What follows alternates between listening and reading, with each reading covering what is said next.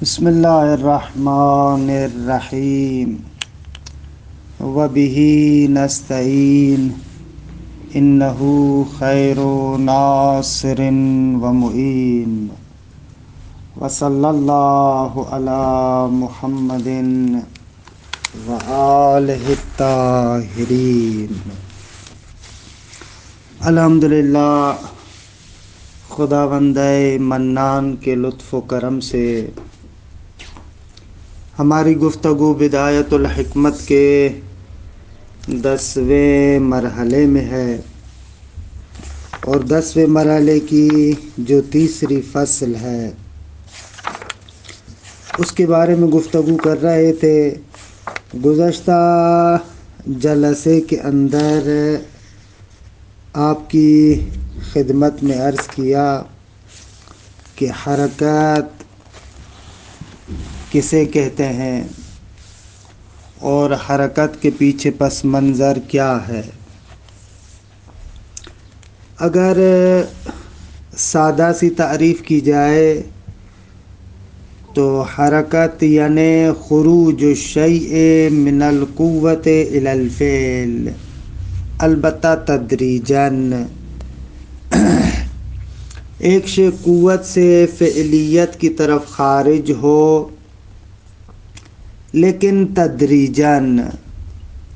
تدریجاً کا معنی کیا یعنی سیال،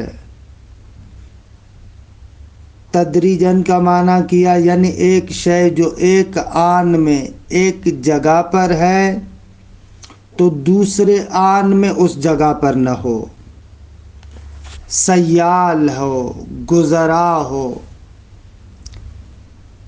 کسی ایک مرحلے کے اندر ایک شے چند آن رک نہیں سکتی، ہر آن گزر رہی ہے اس مرحلے سے۔ اس کو ہم نے کہا تھا کہ یہ حرکت ہے۔ اچھا، آتے ہیں مرحوم علامہ کے بیان کی طرف، کیونکہ وہ جو پس منظر تھا اس کو آپ کی خدمت میں عرض کر چکا ہوں، لیکن مرحوم علامہ جو یہاں پر تعریف ذکر کرتے ہیں، پہلے تعریف تو یہی ذکر کرتے ہیں جو آپ کی خدمت میں کل عرض کر چکا ہوں کہ ایک شے قوت سے فعلیت کی طرف خارج ہو تدریجاً، یا علامہ کے بقول ایک شے کا تغیر تدریجی، خوب اسے حرکت کہتے ہیں۔ ایک اور تعریف کہ جو معمولاً کتب فلسفی میں ذکر ہوتی ہے وہ معلم اول یعنی ارسطو کی تعریف ہے، اور وہ اتنی خوبصورت تعریف ہے کہ جو آج تک معمولاً کتابوں کے اندر ذکر ہوتی ہے، اس تعریف کو علامہ ذکر کرتے ہیں۔ وہ تعریف یہ ہے کہ حرکت یعنی کمال اول لما بالقوت من جہت ما ہوا بالقوہ۔ حرکت کمال اول ہے کہ انشاءاللہ ان تمام قیودات کی وضاحت عرض کرتا ہوں آپ کی خدمت میں، جتنے بھی الفاظ یہاں پر استعمال ہوتے ہیں تعریف میں، لیکن پہلے ترجمہ کرتا ہوں۔ حرکت پہلا کمال ہے لما بالقوہ، اس موجود کے لیے کہ جو بالقوہ ہے، جو بالقوہ ہے اس موجود کے لیے جو کمال اول ہے، البتہ اس جہت سے کہ وہ بالقوہ ہے، یہ حرکت کہلاتا ہے۔ پس حرکت کمال اول ہے ایسے موجود کے لیے جو بالقوہ ہے اس جہت سے کہ بالقوہ ہے، کہ انشاءاللہ اس تعریف کے اندر جتنے نکات ہیں ان کی وضاحت آپ کی خدمت میں عرض کرتے ہیں۔ دیکھیں آقا، کمال اول اور کمال ثانی فلسفے کے اندر مشترک لفظی ہے۔ ایک مرتبہ کسی شے کے لیے کہتے ہیں کمال اول یعنی اس کی صورت نوعیہ، کمال ثانی یعنی جو اس کے دوسرے اعراض ہیں۔ مثال زید، اس کے لیے کمال اول انسانیت ہے جو اس کی صورت نوعیہ کو تشکیل دیتی ہے، اور اسی زید کے لیے کمالات ثانویہ، دوسرے کمالات، خوب اس کا عالم بننا، اس کا با فضل بننا، اس کا صاحب قدرت ہونا، جتنے بھی دوسرے احوالات ہیں یا عوارض ہیں جو اعراض ہیں اس پر حمل ہوتے ہیں، ان کو کہتے ہیں کمال ثانی۔ ایک اطلاق فلسفے کے اندر کمال اول اور کمال ثانی کا یہ ہے، کمال اول یعنی جو اس کی صورت نوعیہ کو تشکیل دے، کمال ثانی جو اس کے اعراض کو تشکیل دے۔ ایک اصطلاح یہ ہے کہ یہ والی اصطلاح حرکت کے بحث میں مقصود نہیں ہے۔ حرکت کے بحث میں ہماری مراد یہ والا کمال اولی اور کمال ثانوی نہیں ہے کہ جو اصل ذات کو تشکیل دے، صورت نوعیہ یا اعراض ذات کو تشکیل دے، نہ، یہ مراد نہیں ہے۔ بلکہ یہاں پر کمال اول اور کمال ثانی سے کیا مراد ہے وہ ابھی عرض کروں گا۔ آہستہ آہستہ چند مقدمات کے ذیل میں کچھ نکات کو ذکر کرتا ہوں، ان کو آپ محفوظ کرتے جائیں تو بھی اچھا ہے، اگر میرے بیان کے ساتھ چلیں تو بھی اچھا ہے۔ دیکھیں، اس تعریف کو سمجھنے کے لیے کہ یہاں پر کمال اول سے کیا مراد ہے، میں ایک چھوٹی سی مثال دیتا ہوں، اس مثال کی طرف توجہ کریں، پھر اس ارسطو کی تعریف کی طرف آتے ہیں۔ آقا، آپ گھر میں بیٹھے ہوئے ہیں اور آپ چاہتے ہیں کہ حرم کی زیارت کے لیے جائیں، درست ہے آقا؟ آپ گھر میں بیٹھے ہوئے ہیں اور آپ چاہتے ہیں حرم کی زیارت کے لیے جائیں۔ اچھا، جیسے ہی آپ کہتے ہیں میں نے حرم کی زیارت کے لیے جانا ہے تو آپ گھر سے اٹھتے ہیں اور چلنا شروع کر دیتے ہیں تاکہ حرم کی زیارت کی طرف میں جاؤں، زیارت کروں۔ توجہ فرما رہے ہیں، یہاں پر دو چیزیں ہیں، ایک ہے حرم کی زیارت کرنا اور دوسری چیز ہے آپ کا راستے کو طے کرنا، سلوک، چلنا جسے آپ کہتے ہیں، درست ہے؟ ان دونوں چیزوں کے لیے آپ کے اندر یہ قوت اور استعداد اور صلاحیت ہے، آپ چل بھی سکتے ہیں اور حرم پہنچ بھی سکتے ہیں، آپ کے اندر دونوں امور کی استعداد اور قوت ہے، درست ہے آقا؟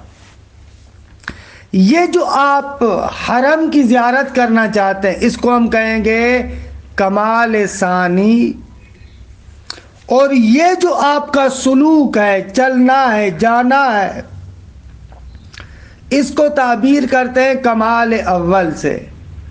یہ جو آپ چل رہے ہیں، راستہ طے کر رہے ہیں تاکہ اس کمال ثانی تک آپ پہنچیں، خوب اس چلنے کو حرکت کہتے ہیں، درست ہے آقا؟ توجہ کی؟ بس یہاں پر کمال اول سے مراد وہ راستہ ہے، وہ سلوک ہے جس کو طے کر کے آپ اپنے اس کمال ثانی اور غایت تک پہنچنا چاہتے ہیں۔ یہ جو راستہ آپ طے کرتے ہیں، یہ جو سلوک اول ہے، اس کو ہم کہتے ہیں کمال اول، اور وہ جو آپ کی غایت ہے، وہ جو آپ کا ہدف ہے جس تک پہنچنا چاہتے ہیں، وہ کہلاتا ہے کمال ثانی۔ ارسطو کہتے ہیں کہ حرکت اس کمال اول کا نام ہے، البتہ یہ کمال اول لما بالقوہ، اس موجود کے لیے کہ جو بالقوہ ہے، کیونکہ جو موجود اصلاً فعلیت رکھتا ہے تو اس کے لیے اصلاً کوئی غایت نہیں ہے، کوئی چلنا نہیں ہے، بلکہ یہ جو آپ حرم کی طرف زیارت کے لیے جا رہے ہیں، یعنی وہ حرم کی زیارت کرنا اس کی نسبت سے آپ بالقوہ ہے، یا اصلاً یہ جو چلنا ہے، حرکت کرنا ہے، خوب یہ چلنا سلوک یہ بھی اس کے لیے ہے کہ جس کے اندر یہ قوت اور استعداد ہو۔ لہذا معلم اول ارسطو کہتے ہیں کہ حرکت کمال اول ہے، لیکن کس کے لیے؟ لما بالقوہ، اس موجود کے لیے کہ جو بالقوہ ہے، کہ جو فعلیت محض ہے، جس کے پاس سارے کے سارے کمالات بالفعل حاصل ہے۔ وہ تو کسی کی جانب حرکت نہیں کرے گا، وہ تو کسی طرف چلے گا نہیں، خود چلے گا وہ کہ جو بعض کمالات کی نسبت سے بالقوہ ہے۔ لہذا حرکت کمال اول ہے، لیکن ایسے موجود کے لیے جو بالقوہ ہے۔ اچھا، جو موجود بالقوہ ہے اس کے لیے حرکت کمال اول ہے من حیث انہ بالقوہ، کیونکہ زید یا آپ مثلا گھر سے نکل کر حرم کی طرف جانا چاہتے ہیں، یہ کمال اول ہے چلنا آپ کے لیے، لیکن کس جہت سے؟ اس جہت سے کہ آپ حرم تک پہنچنے کی صلاحیت رکھتے ہیں، اس اعتبار سے کہ آپ کمال ثانی کی نسبت سے بالقوہ ہیں، اس کمال ثانی کی نسبت سے بالقوہ ہونے کی جہت سے آپ کے لیے کمال اول ہے۔ لیکن خود آپ کی صورت نوعیہ کے لیے کہ جس اعتبار سے آپ فعلیت ہیں، اس اعتبار سے تو یہ حرکت کمال اول نہیں ہے۔ اصلاً یہ حرکت کمال اول ہے اس جہت سے جس جہت سے آپ بالقوہ ہیں۔ آپ چاہتے ہیں کہ حرم پہنچیں، خوب اس حرم تک پہنچنے کے لیے آپ بالقوہ ہیں۔ جب آپ بالقوہ ہے حرم پر پہنچنے کی نسبت سے اس جہت سے یہ حرکت کمال اول ہے، کیونکہ اس کی جانب سلوک ہے، اس کی جانب آپ جانا چاہتے ہیں۔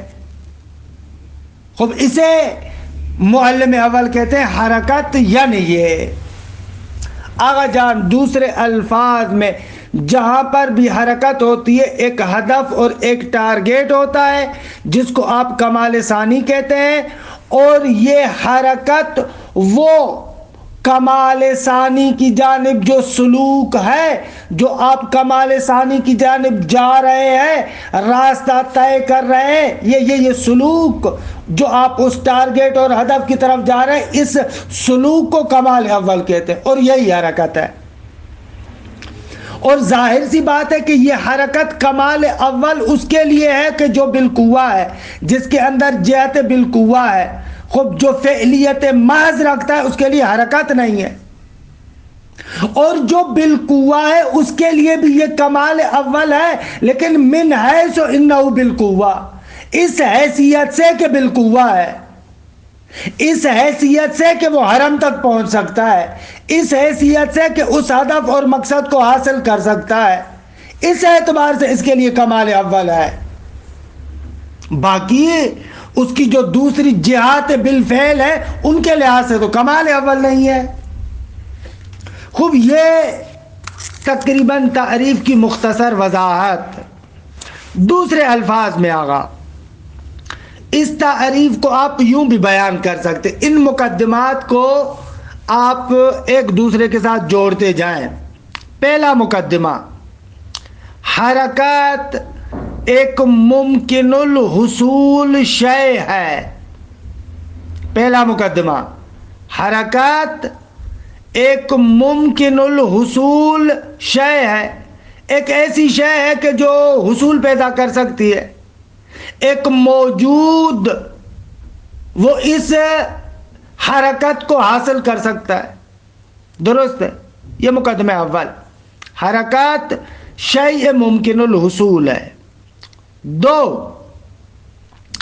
ہر وہ شے جو کسی کے لیے ممکن الحصول ہو تو اس شے کا حصول اس شے کے لیے کمال شمار ہوتا ہے۔ مثلا ایک شے جو میرے لیے ممکن الحصول ہے، لہذا اگر ایک شے میرے لیے ممکن الحصول ہے تو اگر وہ حاصل ہوگی تو وہ کمال شمار ہوگا. اگر جو بھی شے کسی بھی موجود کے لیے ممکن الحصول ہو اور پھر وہ شے اس کے لیے اگر حاصل ہو جائے تو اس شے کے لیے اس کو ہم کہیں گے کہ یہ اس کا کمال ہے. مثال اگر آپ بہترین خطیب بن سکتے ہیں، خود بہترین خطیب بننا آپ کے لیے ممکن الحصول ہے. اب اگر یہ خطابت کا ملکہ آپ کو حاصل ہو گیا تو یہ خطابت آپ کے لیے کمال شمار ہوگی. درست ہے. یہاں پر کمال فلسفی معنی میں کہتے ہیں، اخلاقی معنی والا کمال یہاں پر نہیں کہہ رہے. اخلاقی معنی میں جو آپ کمال کہتے ہیں یعنی اوصاف فضیلت، علم ہے، حیا ہے، ہمارے ہاں جتنے بھی اقدار ہیں، ویلیوز ہیں، اوصاف فضیلت ہیں، اخلاقی معنی میں ان کو کمال کہتے ہیں. لیکن فلسفی معنی میں کمال اعم ہے، چاہے وہ فضیلت کے راستے میں ہو یا رذیلت کے راستے میں. حتیٰ ایک انسان ظالم بن سکتا ہے، درست ہے، ظالم بن سکتا ہے. خوب اگر وہ ظلم کی صفت اس کے اندر پیدا ہو جائے تو فلسفی اعتبار سے کہیں گے کہ یہ اس کے لیے کمال ہے. دیکھیں یہ اصطلاح ہے، ان دونوں کے اندر قاطی نہ کیجئے گا کہ یہ فلسفی آدمی کیسے ظلم کو کمال کہہ رہا ہے. نہ بابا، وہ جو آپ عرف عام کے اندر معنی کر رہے ہیں نا کمال کا، وہ والا یہاں پر معنی نہیں کر رہے. ہم کمال کرتے ہیں ہر وہ شے جو کسی موجود کے لیے ممکن الحصول ہو اور اس کے لیے حاصل ہو جائے، یہ اس کا کمال ہے. دوسرے لفظوں میں ہر وہ فعلیت جو ایک شیء بالقوہ کے لیے حاصل ہو سکتی ہے اور وہ فعلیت اس کے لیے حاصل ہو جائے، اس کو ہم فلسفے میں کمال کہتے ہیں. حالانکہ یہ کمال درجات کی طرف بھی ہو سکتا ہے اور یہ کمال درکات کی طرف بھی ہو سکتا ہے. درجات اچھے، درکات برے، جو جہنم کی طرف لے کر جائے. تو بس کمال سے مراد ہماری یہ ہے کہ ہر وہ شے جو کسی شے کے لیے ممکن الحصول ہو اور وہ شے اس شے کے لیے اگر حاصل ہو جائے تو یہ اس کا کمال ہوگا. دقت کریں. اچھا، تیسرا مقدمہ، حرکت شیء متحرک کے لیے کمال ہے. کیونکہ آپ نے کہا کہ حرکت ممکن الحصول ہے اور ہر وہ شے جو ممکن الحصول ہو اور اس شے کے لیے حاصل ہو جائے تو وہ اس شے کا کمال شمار ہوگی. تو پس حرکت متحرک کے لیے کمال ہے. متحرک کے لیے حرکت ممکن الحصول ہے اور جیسے ہی متحرک تحرک کرنا شروع کر دے، حرکت کرنا شروع کر دے، تو پس یہ کمال اس کے لیے حاصل ہوا. خوب یہ حرکت اس کے لیے حاصل ہوئی. حرکت حاصل ہوئی یعنی کیا؟ یعنی متحرک کے لیے یہ کمال ہے. درست ہے. اچھا، پس حرکت متحرک کے لیے کمال ہے. چوتھا نقطہ یا چوتھا مقدمہ آپ سمجھیں اس تعریف کو سمجھنے کے لیے، یہ جو حرکت کمال ہے دوسرے کمالات سے اس کا تفاوت ہے. مثلا علم بھی کمال ہے، قدرت بھی کمال ہے، حتیٰ خود انسان کا انسان ہونا بھی کمال ہے. لیکن یہ حرکت جو کمال ہے ان دوسرے کمالات سے فرق کرتی ہے.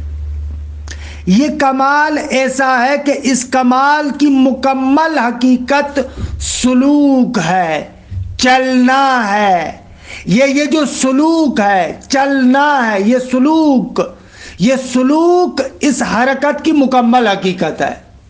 یہ ایسا کمال ہے کہ اس پورے کمال کی حقیقت یہ ہے کہ یہ سلوک ہے کسی مقصد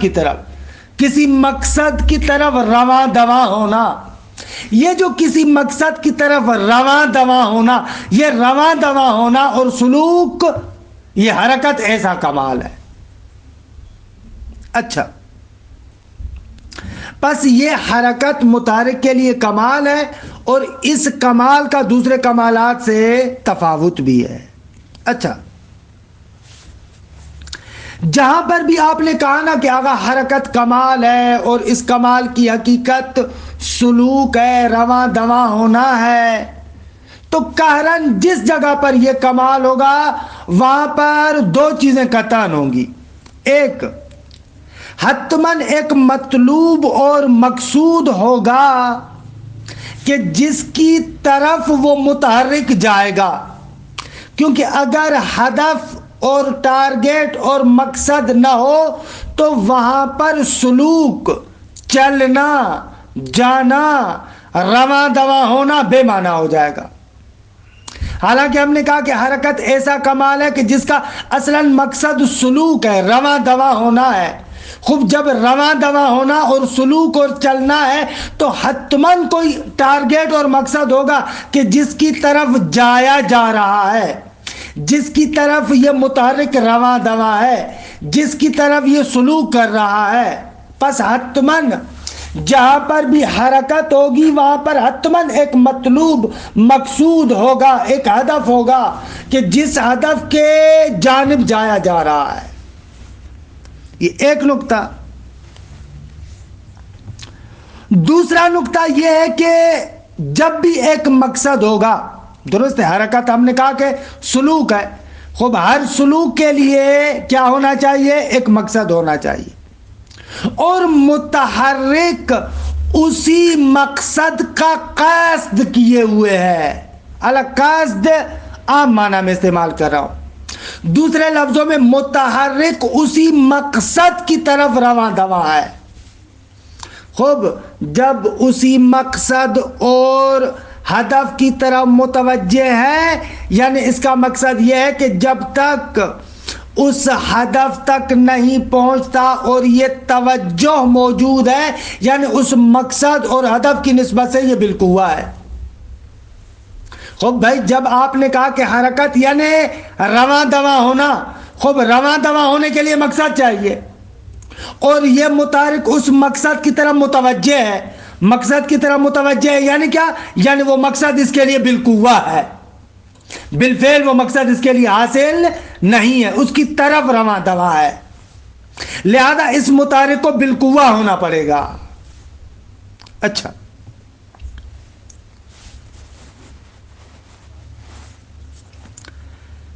چھٹا نقطہ جو اسی حرکت کی تعریف کو سمجھنے کے لیے ضروری ہے وہ یہ کہ حقیقت حرکات کا تعلق موجود سے ہے، لیکن اس موجود کی حیثیت بالقوہ سے ہے.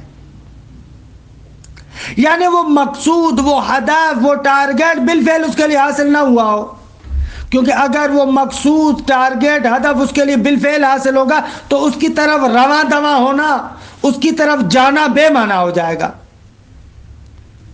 درست ہے آگا؟ بس یہ جو کمال ہے حرکت، اور کمال بھی کمال اولی ہے، اس شے کے لیے حیثیت بالقوہ کے اعتبار سے، حیثیت بالفعل کے لحاظ سے نہیں ہے. اگر وہ مقصد اور مقصود اور ٹارگیٹ بالفعل حاصل ہوگا تو رواں دواں ہونا مقصد نہیں ہے. اگر دوسرے لفظوں میں حرکت وہی سیر و سلوک، چلنا اس کا نام ہے، اور اس چلنے کے لیے ضروری ہے کہ ایک ہدف ہو اور وہ موجود اس ہدف کی طرف متوجہ ہو یعنی بالقوہ ہو. خوب یہ معنی ہو جائے گا حرکت کا. درست ہے؟ پس خلاصہ کلام چه شد؟ آقا خلاصہ کلام یہ ہوا حرکت ممکن الحصول ہے. خوب جب ممکن الحصول ہے تو کمال ہے. درست آقا؟ خوب جب کمال ہے تو اس شیء متحرک کے لیے یہ کمال شمار ہوگا. اور عرض کیا کہ یہ کمال بھی کمال اولی ہے کہ اس کی حقیقت وہی سلوک، چلنا، رواں دواں ہونا ہے. خوب جب آپ کہتے ہیں کہ یہ رواں دواں ہے، چلنا ہے، تو حتماً اس کا ایک مقصد ہوگا کہ وہ مقصد کمال ثانی کہلائے گا، اور وہ مقصد اس کے لیے ابھی بالفعل حاصل نہیں ہے، اسی کی طرف رواں دواں ہے، اسی کی طرف متوجہ، اسی کی طرف متوجہ یعنی اس کی نسبت سے بالقوہ ہے. اور یہ حرکت جو رواں دواں ہونا کمال اول ہے اسی بالقوہ ہونے کی جہت سے، اس جہت سے کہ یہ متوجہ ہے اس مقصد کی طرف، اس اعتبار سے یہ کیا ہے؟ حرکت کمال ہے۔ دیکھیں عبارت کو، الفصل الثالث فی تحدید الحرکہ، فرماتے ہیں کہ فصل ثالث، تیسری فصل، حرکت کی تحدید اور تعریف کے بیان میں۔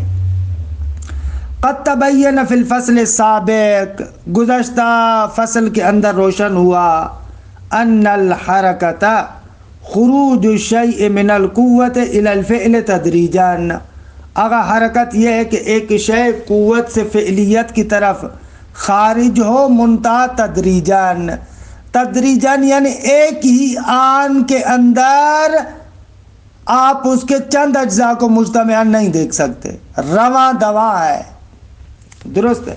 وَإِن شِئْتَ فَقُلْ، اگر دل چاہے تو یوں بھی کہو، هِيَ تَغَيُّرُ الشَّيْءِ تَدْرِيجًا، حرکت یعنی ایک شے کا تغیر تدریجی۔ وَالتَّدْرِيجُ مَعْنًى بَدِيهِيُّ التَّصَوُّرِ بِإِعَانَةِ الْحِسِّ عَلَيْهِ، کہ یہ اسی دفع دخل مقدر کا جواب ہے کہ اگر تدریج تو وہی حرکت ہے، تو یہ تو تعریف دوہری ہے۔ علامہ جواب دیتے ہیں کہ آگا یہ جو آپ تعریف کر رہے ہیں یہ وہ تعریف حقیقی تھوڑی ہے، اعلیٰ تعریف لفظی آپ سمجھیں اس کو، اور تدریج ایک ایسا مفہوم ہے، ایک ایسا بدیہی التصور مفہوم ہے جس کو آپ حس کی مدد سے، محسوسات کی مدد سے تصور کر سکتے ہیں۔ مثلا ایک موجود جو ایک مکان سے نکل کر دوسرے مکان کی طرف جاتا ہے، یہ جو تغیر تدریجی کرتا ہے اس کو آپ اپنی حس کے ذریعے سے محسوس کرتے ہیں، مشاہدہ کرتے ہیں، دیکھتے ہیں، لہذا تدریج آپ کے لیے روشن ہو جاتا ہے۔ پھر اسی تدریج کے ذریعے سے حرکت کا معنی کرتے ہیں۔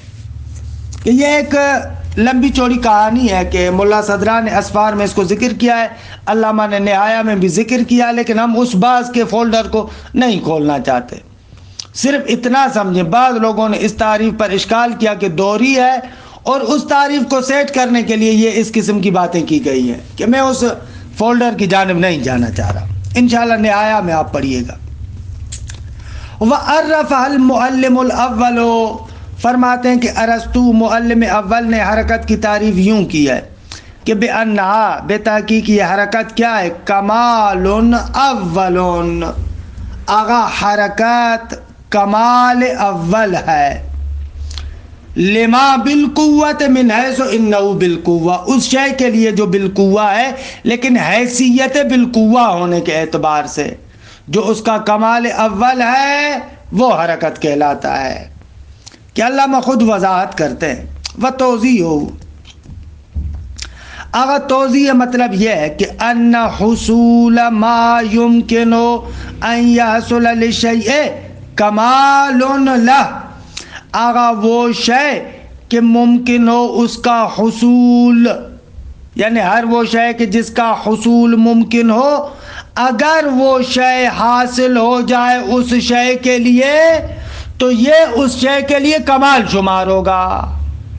ان حصول ما یمکن ان یحصل للشیء کمال لہ، ایک شے کا حصول کسی شے کے لیے ممکن ہو اور اگر وہ حاصل ہو جائے تو وہ اس شے کے لیے کمال شمار ہوگا۔ دوسرے لفظوں میں ممکن الحصول شے، اگر ایک شے کے لیے حاصل ہو تو یہ اس کے لیے کمال ہے، درست ہے۔ وَالشَّيْءُ الَّذِي يُقْصَدُ بِالْحَرَكَةِ حَالًا مِّنَ الْأَحْوَالِ كَالْجِسْمِ، مثلا يَقْصِدُ مَكَانًا لِيَتَمَكَّنَ فِيهِ، وہ شے کہ جس شے کا قصد کیا جاتا ہے حرکت کے ذریعے سے، وہ احوالات میں سے ایک حال ہے، درست ہے۔ مثلا جیسے جسم کہ یقصد مکانا لیتمکن فیہ، آپ اپنی جگہ پر بیٹھیں اور چاہتے ہیں کہ اٹھ کر دوسرے کی جگہ پر جا کر بیٹھیں، فلاں جگہ پر جا کر بیٹھیں، درست ہے۔ فَيَسْلُكُ إِلَيْهِ، آپ اپنی جگہ سے اٹھ کر اس جگہ پر بیٹھنا چاہتے ہیں، تو اب جیسے ہی آپ نے کہا میں اس جگہ پر بیٹھنا چاہتا ہوں، تو آپ اس کی طرف سلوک کریں گے، چلنا شروع کریں گے۔ تو یہاں پر اس مقام پر بیٹھنا اور آپ کا چلنا، یہ دونوں کمالات ہیں، دونوں ممکن الحصول شے ہے جو آپ کے لیے حاصل ہو رہی ہیں۔ سلوک بھی کمال ہے اور اس جگہ پر بیٹھنا بھی کمال ہے۔ یہ جو سلوک ہے اس جگہ پر بیٹھنے سے پہلے ہوتا ہے، لہذا یہ سلوک کمال اول ہے، اور اسی کمال اول کو حرکت کہتے ہیں۔ کان کل من السلوک والتمکن فی المکان الذی یسلک الیہ کمالا لذلک الجسم، تو آگا سلوک اور اس مکان میں تمکن پیدا کرنا، ان دونوں میں سے ہر ایک اس جسم کے لیے کمال شمار ہوتا ہے۔ کمالا لذلک الجسم، یہ اس جسم کے لیے کمال ہے۔ حالانکہ بریکٹ میں مکان یعنی الذی یسلک الیہ، مکان یعنی وہی مقصد، ہدف کہ جس کی طرف آپ رواں دواں ہیں۔ منتہا سلوک بھی کمال ہے اور اس مکان ثانی میں تمکن اختیار کرنا بھی کمال ہے، لیکن غیر ان السلوک کمال اول، لیکن سلوک کمال اول ہے، لتقدم ہی، اس لیے کہ سلوک اس تمکن فی المکان سے پہلے ہوتا ہے، رواں دواں ہونا پہلے ہے، چلنا پہلے، پھر اس جگہ پر آپ جا کر پہنچیں گے۔ وَالتَّمَكُّنُ كَمَالٌ ثَانٍ، اور اس دوسرے مکان میں تمکن اختیار کرنا کمال ثانی ہے۔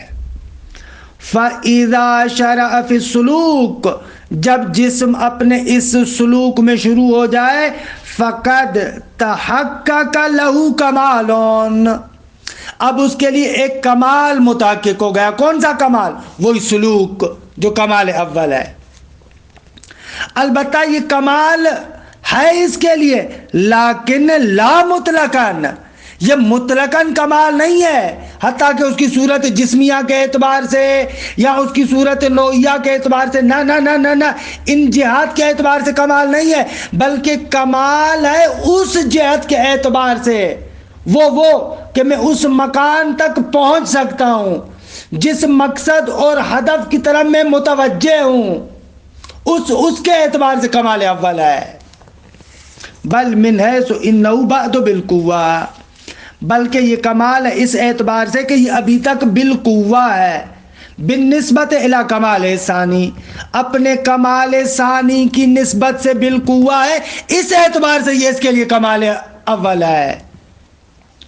وہ کمال ثانی کیا ہے؟ وَهُوَ التَّمَكُّنُ فِي الْمَكَانِ الَّذِي يُرِيدُهُ، یہ وہی اسی کمال کے اسی مکان کے اندر تمکن پیدا کرنا ہے کہ جس مکان کا اس نے ارادہ کیا ہے۔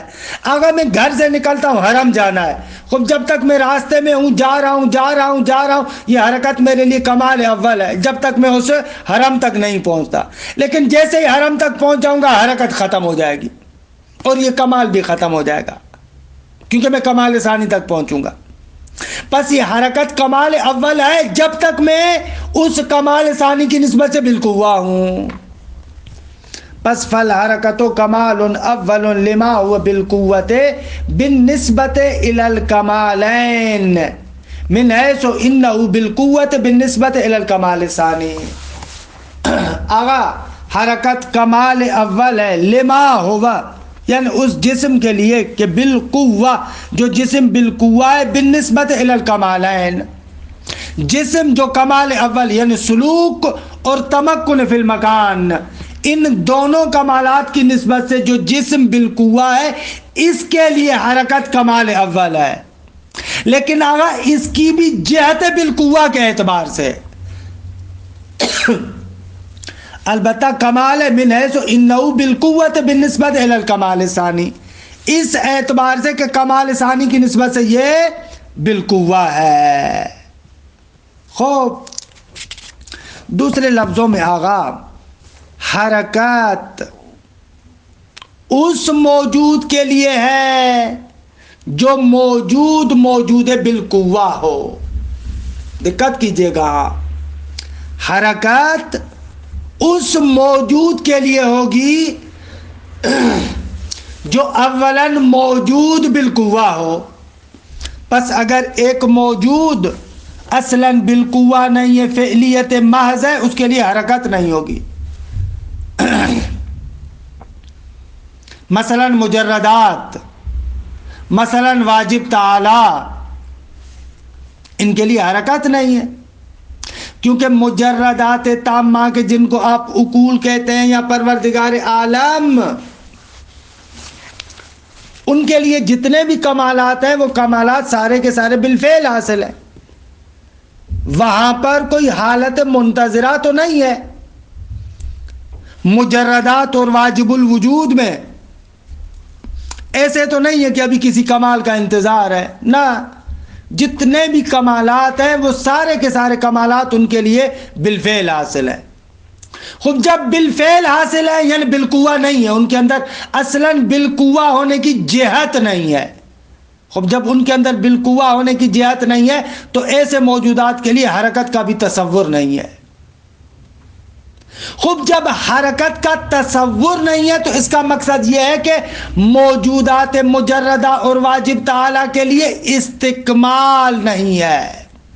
دقت کیجئے گا، استکمال نہیں ہے کہ آہستہ آہستہ تکامل پیدا کریں، نہ.